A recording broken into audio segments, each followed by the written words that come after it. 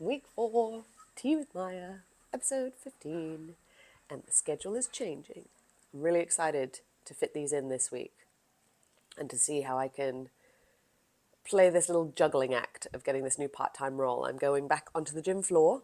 Yep, qualified personal trainer and ex-martial arts instructor. I was a kids Wing Chun instructor, Sifu Maya. And I started my training at F45. I was a group training instructor for a while there. So, yeah. A friend of mine recently got a general manager position at a new gym in Central, and they're looking for female trainers, and they have been looking for a while now, and they really need trainers. So, he was bugging me. He was like, oh, it's full-time role, full-time role. I was like, dude, I can't do full-time work. I've got too many other jobs to do a full-time role. I was like, but if you need part-time hours, I can give you part-time hours until you find somebody. At least it gets a start with some of the people. And so, yeah, contacted me the other day and said, would you be keen? And I said, these are my terms. And he said, okay, we can work with those. So I said, okay. So start today. It's interesting. I'm excited. It'll be interesting to step back on the gym floor now, having gone through, it's been 6 years now. Obviously, I've been training myself a lot, so still, going through programs and training and coaching and all that sort of stuff. But I haven't been in front of one-on-one people like that for a long time, and I do miss that. I do enjoy working with people, and I do enjoy that personal element. I find I'm very grateful that the relationships that I've developed online with my clients have very much been personal relationships. And the only reason why I know that for a fact was because one of my clients I was working with for 5 years before I met him in person. He came out to Hong Kong to do a workshop, and yeah, we'd been working together for 5 years. And as soon as I met him, just stood, hey, sat down, and yeah, it was like nothing was different except I could pinch him. And then same with one of my other clients, Michelle. Worked together for 2 years online, and then ended up seeing each other in 2 countries within 2 weeks, in London, a quarter in London and Amsterdam. Last year, was that last year while we were going through? Yeah, I think so. Yeah, in September, before we went to the Dolomites. It was brilliant. Managed to catch her there. And same thing, we'd been working together 2 years. I see her and it's like, oh, it's you, just in real life.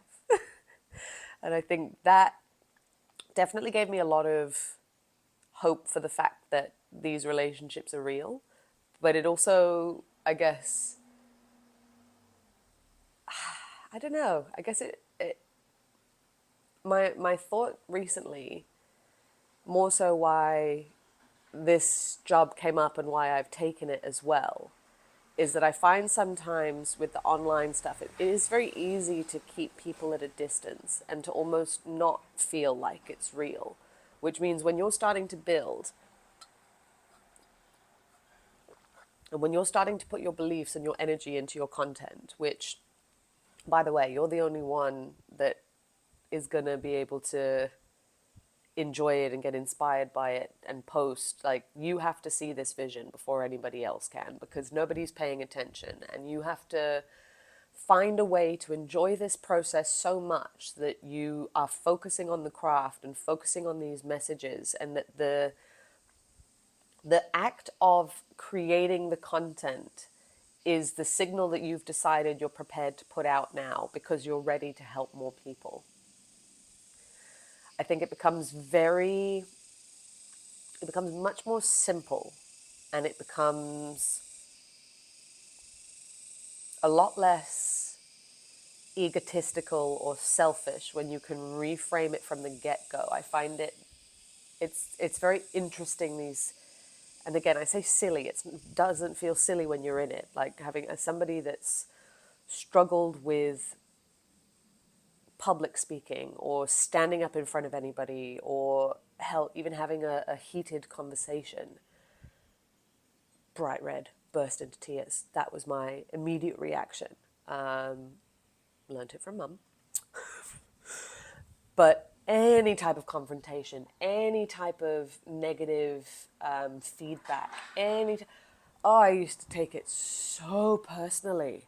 It was an attack on my character. And I couldn't form a rebuttal. I didn't have anything to stand on because I wasn't forming my own opinions and my own values and my own, I don't know. I think I bring it up because I'm gonna say it. I'm gonna say it. Okay, I watched that Jessie chick, that blonde-haired Jessie chick, do this, build her audience over the last few months from doing her furniture flip thing. I remember one of her videos came through and I was like, oh, I like this style of editing. This is, a way of editing I'd love to kind of learn, and followed her. And she just did over $1 million in a launch of a Yap challenge. So a talking in front of camera challenge. Now, the reason why I want to do this format is because I do enjoy having those moments where I can speak a bit slower. I'm sure as you get to know me, you will find out that I have no problem speaking at double speed and very, very fast about very many topics that I am genuinely excited about. But it also doesn't always need to be spoken so fast. And so coming onto YouTube, my thoughts, I don't know, I guess I'm just looking at everything now as like nervous system stuff, but it makes me laugh. But to the point with Jessie, I've just watched her, and she's called it the Yap Challenge. So she's called it Yap Nation, the Yappers. Like, she's built a whole thing around it. She did. She made over $1 million in this challenge. She's been very upfront about her finances. She's been showing people how she's been flipping furniture. Like, she's done the journey. She's done the work. She's done the authenticity. She's done the sharing. She put herself out of her comfort zone. She's not been lying about what she's doing. She's been very upfront with where she's at with her finances, what she's done at each month. It was almost kind of like what I enjoyed watching Kieran Drew do with his newsletter, his freedom newsletter, Freedometer, was it? The Freedometer. And at the end of each month, he'd put in a graphic where his income was coming from, whether it was high leverage or low leverage tasks. And the whole point was that would be shifting over the years. And so, and it has, right? Everything's now very much high leveraged with all his writings and newsletters, and it's one-to-many distribution that's building up the business versus the one-to-one that has that cap limit on it, right? So same as me stepping back on the gym floor. That's, 3-4 hours of my day now from Monday to Friday that are taken away from me that I can't fill doing anything else because I'm standing on the gym floor and I'm with a client. Those are gone. So, that's where we talked about before, I think, with that freelance trap, where the only then variables you have to play with is your hourly rate versus how many hours you work. And there obviously comes a point where too many hours, you run out of days and hours. And then there also comes a point where you price yourself out of a certain market. And then it's either up to you to then go get a different echelon of clientele, or to then hit your cap and find more people that can fill that fill that spot. But anyway, back to the Yap Nation thing and the Yap Challenge and Jessie's thing. What I'm now seeing are all these big creators now talking about yapping. And it's just, so now I see yapping is becoming its own market. Next minute, there's going to be a shit ton of courses. There's going to be a done for you how to talk in front of the camera courses. There's going to be a 3-2-1 checklist of yapping naturally. There's going to be frameworks to yap. There's going to be $7 ebooks on getting in front of cameras, and it's going to be its own little ecosystem of yapping. And all you got to do is put your camera on and press record.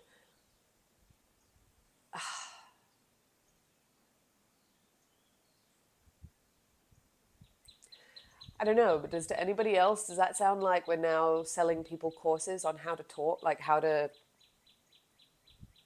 be a human? Like,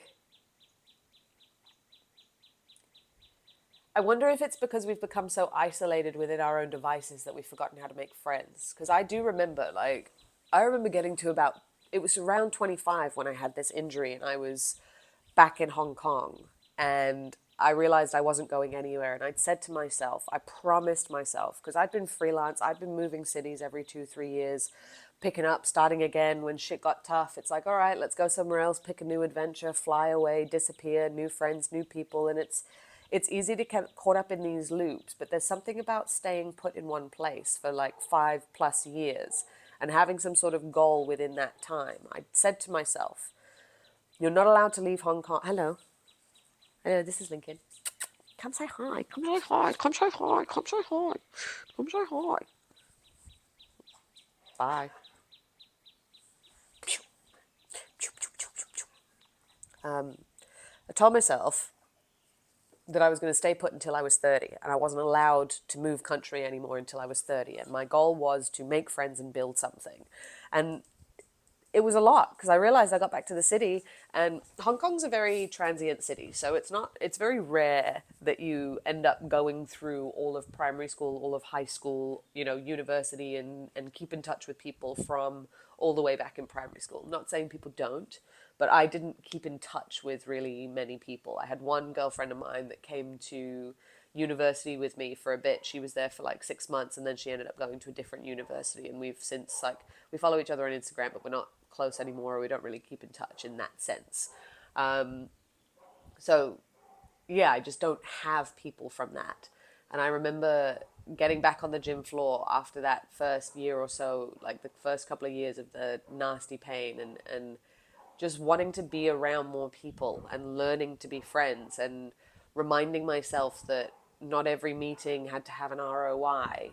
That was, I think I'd mentioned it before in one of the other episodes about the multi-level marketing thing, and what's very nasty about the way that they teach you how to do sales is that it's every single relationship that you currently have, which means you suddenly turn into this sleazy salesman, or there's an agenda for your conversation. It's like you're not spending time with somebody just to spend time with them. You're spending time with them to get something out of them. And I think I'd never been anywhere long enough to also have other people want to invest time in me, because when people know that you're leaving a country, or they know that you're leaving a city, especially if it's only 6 months or a couple of years, I hope you can't hear all those dogs. That's the neighbors, by the way. That's the village noise. They do that all night.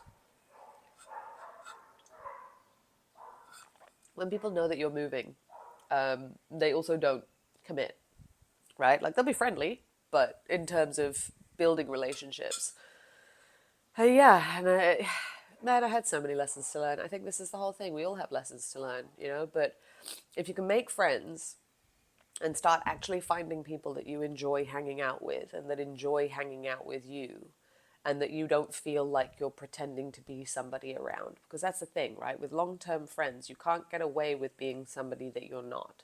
I don't think so anyway. I mean, people clearly have no problem doing this. I've watched documentaries. I'm talking about, I would say, normal people, but I'm starting to think that we're the ones that aren't normal, and I like it though. But if you have friends, and if you're working on yourself enough to find somebody to be a partner with, so that you're having an intimate relationship, if you're finding a loved one, you're making friends, and you're developing your relationships with your family, if they're close, if they're far, if it's possible, whatever that looks like, I feel like naturally from that, like, that's where so much of our own self-worth and self-confidence comes from, I feel. Not that it needs to be coming from externals, but when you have proof that people enjoy hanging out with you and want to be around you, I think it's one of the hardest lessons I've had to learn. It's like making friends, but also understanding that people like doing nice things for you too. Because, like, I love doing really thoughtful things for people. Like, I love finding gifts, or, and I used to find it really difficult to accept things. I used to find it difficult to accept compliments, to accept gifts, to accept love, to accept niceness. I don't know. It's very interesting. And I do feel a lot of that is from, again, I think I'd mentioned in one of the other episodes just about the nature of the relationship that my mother had built over the years, and watching that, where a lot of it they were friendships, but she was very quick not to burden them with anything. Ah, that's what sparked this. Last night we watched that beautiful little drama with, oh, I can't remember the name of the actress, but it's the new one on Netflix, I think, with the octopus. Makes a little relationship with the octopus. She's aquarium, she's cleaning it. The cleaning lady at the aquarium. Anyway, the kind of point of the story at the end of it is that, like, if you, shit, that's a whole family trait. Granddad was the same. Trauma laid, but then he'd be no bother. I think, yeah, and it's hard because as a friend, it also, like, it sucks if it's not reciprocal. And I think it's that reciprocity. Is that the word? Is that a word? I'm sure that's a word.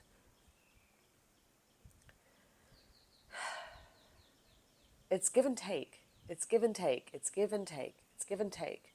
It's learning to give and to take, to give and to receive.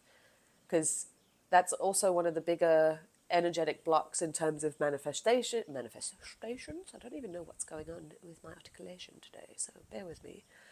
But with manifesting, with anything, I've brought that up, that analogy of the carrot on the stick, where as you're walking, you keep moving the goalpost ahead, and it's every time you take a step, it's further away. But that's that sort of thing with relationships as well. It's like you can't want to be in a relationship, but then also not allow them to do things for you. It can't be one way. And when you surround yourself with enough people where you're building these beautiful relationships, where you know that there's this give and take, and you've found people that see you for who you are, that value your time, that enjoy your time, that tell you,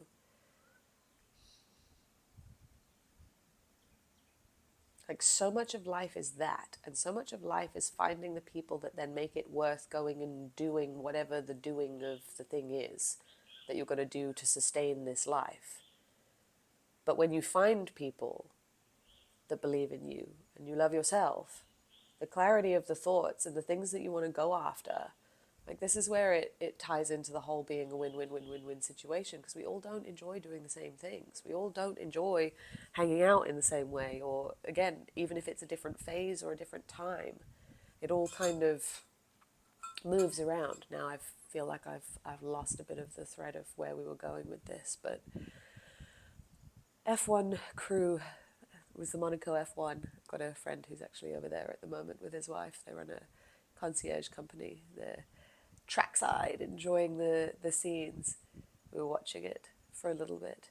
But that's what my friend had called it. Build your F1 crew. Who are the people's opinions that you value, who share your own values, who are on a similar kind of path of creating more of what they enjoy of in life? And then whatever that looks like for you, how do you then build a product or a service or a system around maintaining that life and maintaining the time that you want to be spending with people? Because, again, businesses can be built where you can be in the office 24/7, but they can also be built where you have 4 days off. The pieces need to be put in place.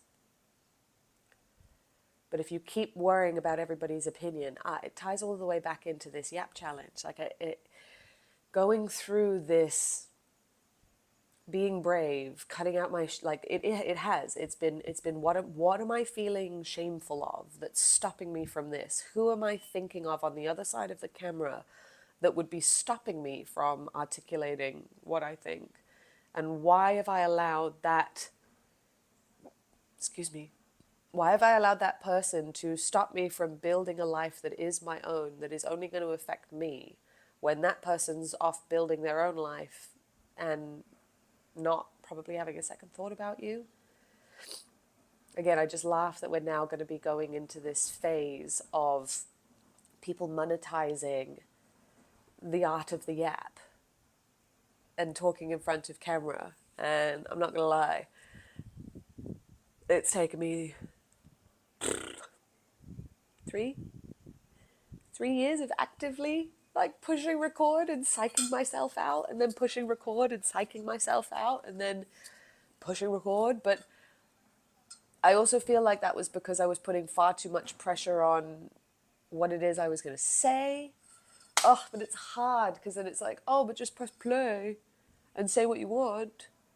And everyone's like, yeah, but I don't know what to say. It's like, oh, well, you can say anything. Like, well, what do I talk about?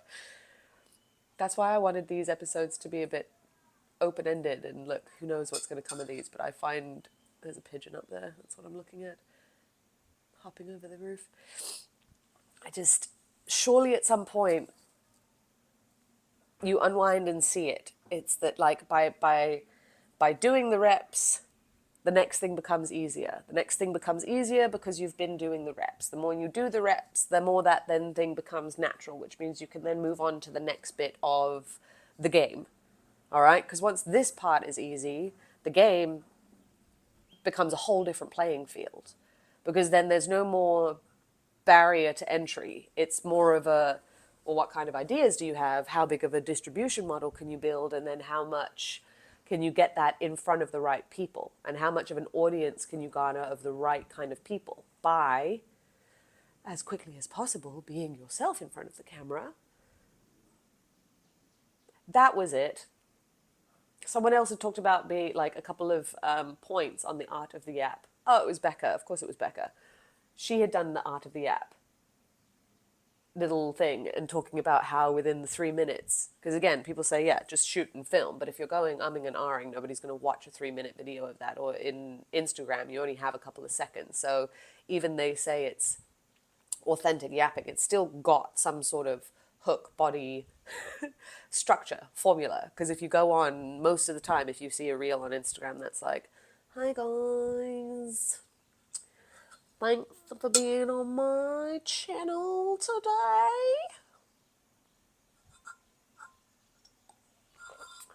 Today, we're going to talk about... Gone. People are gone. On here, though, seems like that doesn't seem to be a deterrent. But anyway, I'm moving on from that point. Even on Instagram, there still has to be some sort of awareness of a hook, this, that, or the other. And so, I mean, I put myself through a training. You can use these platforms off each other. Different platforms have different sparring opportunities. So maybe the way is, let's just break it down. Let's just break down what I'm doing. All right, let's put it out there. Let's see how this plays out over time. Anyway, we'll break that down and then we're done, because I'm almost done with my tea and I put it down, which is dangerous because that means I talk when I put it down and I don't pick it back up, and I need to finish my tea in order to finish the episode. Let me have one more sip.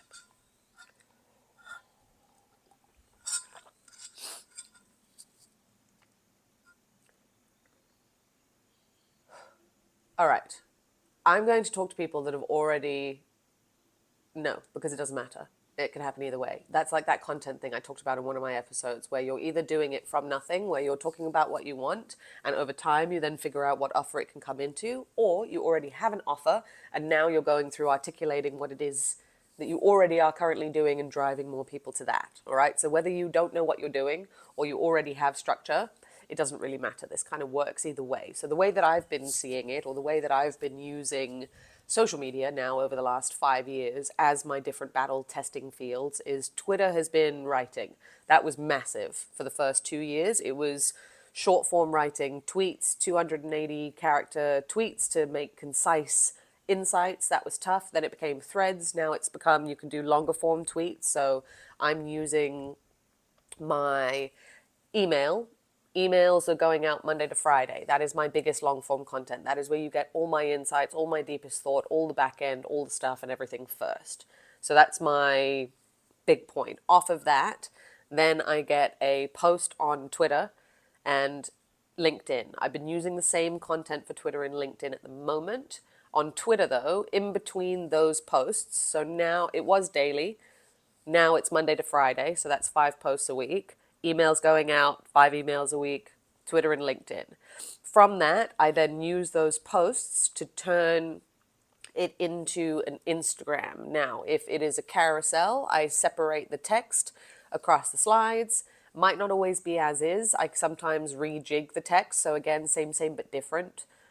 for Instagram so that it's laid out, get that nicely. If it's a reel, I take the main insight as a hook and then I write a caption. So depending on how long the email is and depending on how long the post is, will then depend on how long the caption is. But I try to vary it and I change the tone a little bit. I make it a lot more casual or possibly add in a bit more slang, or I say that I don't really try and change it too much because I am testing this theory of if I'm going to be putting my voice out there, I don't need it to be a LinkedIn voice, a Twitter voice, an Instagram voice. I need to hone my authoritative voice across platforms and then just realize whether it's longer form writing or how it's presented.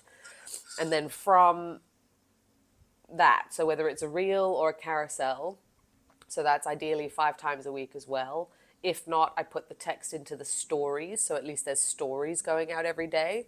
And those always have a call to action to either join my newsletter, jump into the Sidekicks Challenge, which is this new one coming up, whatever is I'm leading the call to action to. One-on-one strategy sessions, either. I have a rotation of those so that it never gets boring for my audience, and usually whichever challenge or workshop or the most, I guess, imminent upcoming event, that's usually taking precedent on social medias. And then my emails will sometimes go into maybe opening one-on-one slots during that time, but otherwise it's just focusing on heavily filling those workshops. And then YouTube. So Twitter was practice for my writing, which was a good place to start first, because once you articulate enough of your thoughts, then you get to the point where you've read it enough that you actually find that when you're speaking, you are speaking in those frameworks and in those sentence structures, and you've read it. You've done that process of having it be a bit jumbled to having it turned into some sort of articulate post and formed thought for long enough that you're able to speak it.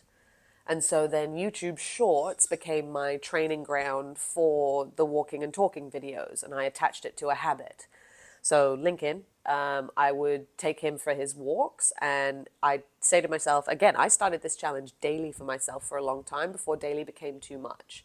But it was daily, under 3 minutes, turn the camera on, think of an insight before you turn the camera on. Think of an insight, something that happened in the day, something that's useful, something that you feel would help others, that you've put 2 and 2 together from a perspective, or, something to do with your industry that's not normally talked about, or a conversation that you've had with a client that you tend to have with a lot of people that seems to be a common misconception.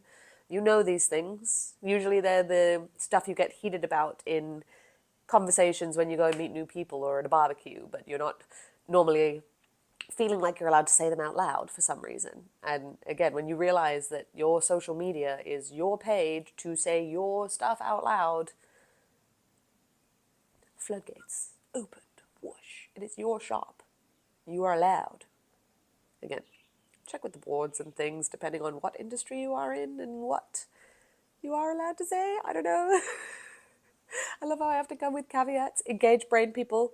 If you are a personal brand and you don't have a boss and you don't have a job that's going to fire you for saying your opinion or building a social media, great. But again, what's nice about this is that you can go hide. Like so many people, they've built online, on the side, hidden, away from their entire community, their entire lives and friends and family. And once that's built up enough that they can then quit the job, then they bring it back into the forefront. And it's like, oh, look what I've done.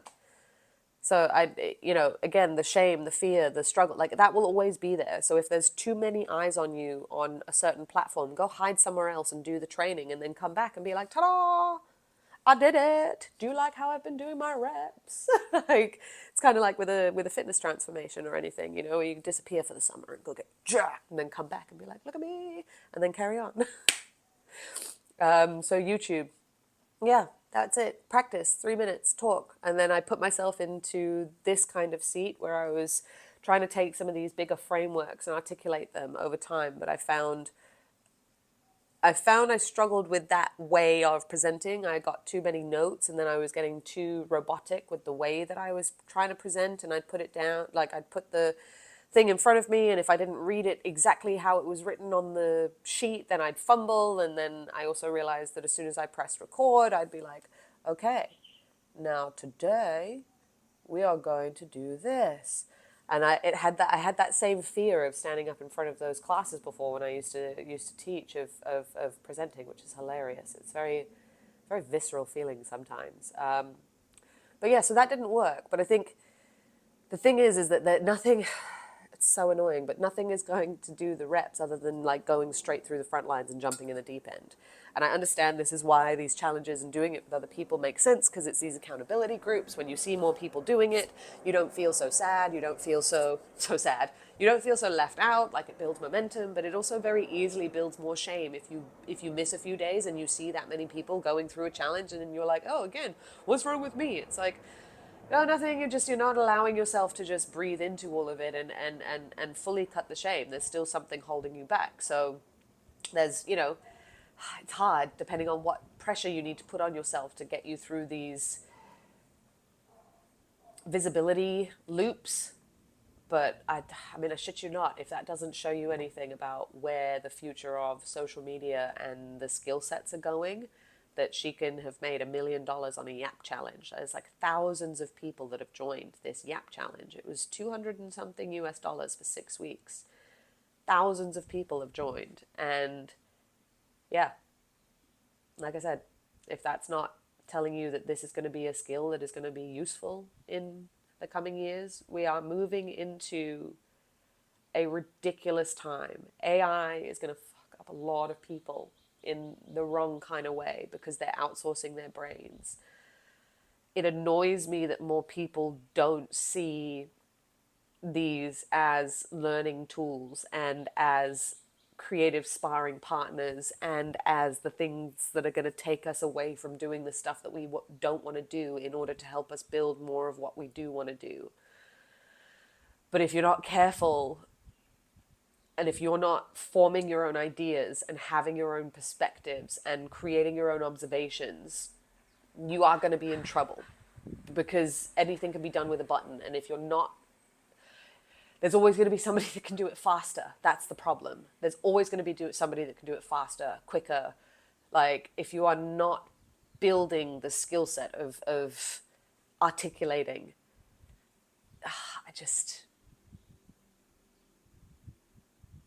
I never like, and I've thought this for the last few years, because obviously you see it every year. This is the best year to get involved with this before it takes off. No, this is the best year. It's like the best time to plant a tree was yesterday. The second best time is today, and it really does. Like, we are speeding up. Technology is speeding up.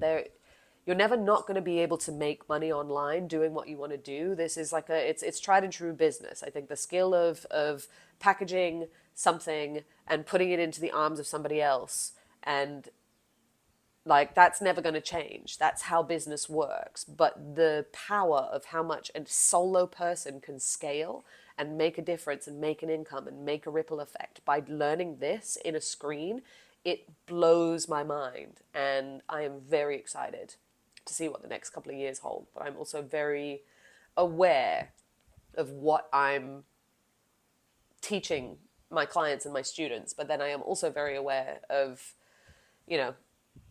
fucking, survival of the stupidest. Like, if you're gonna use these tools at the detriment of your own creativity, and you're gonna use these tools to pump shit out, to sell shit to other people that don't need any more shit, to not even help them with anything, in order to only allow, like, I think this is where it's going to become very clear.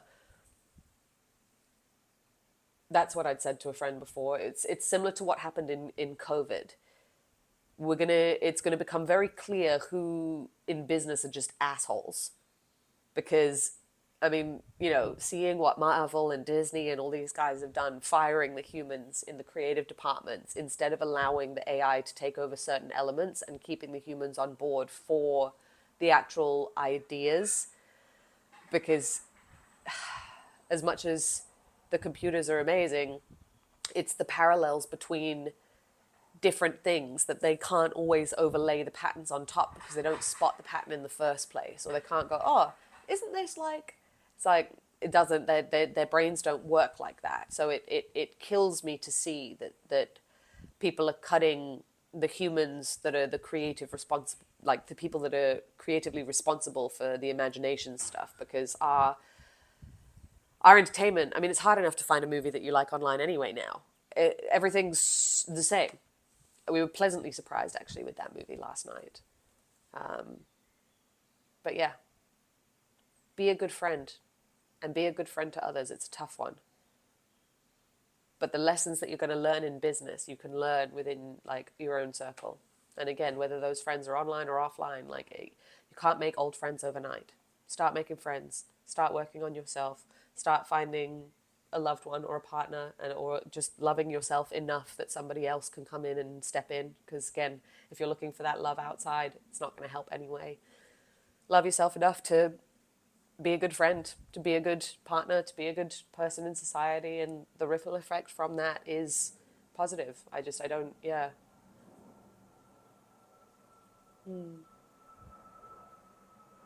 We shall see. Well, thank you for sticking with me through this episode. I gotta get ready to go to the gym. Wish me luck, and I'll see you tomorrow.